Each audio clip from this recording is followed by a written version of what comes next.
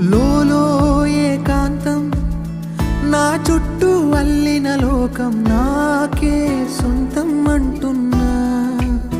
విన్నారా నేను నా నీడ ఇద్దరమే చాలంటున్నా. రాకు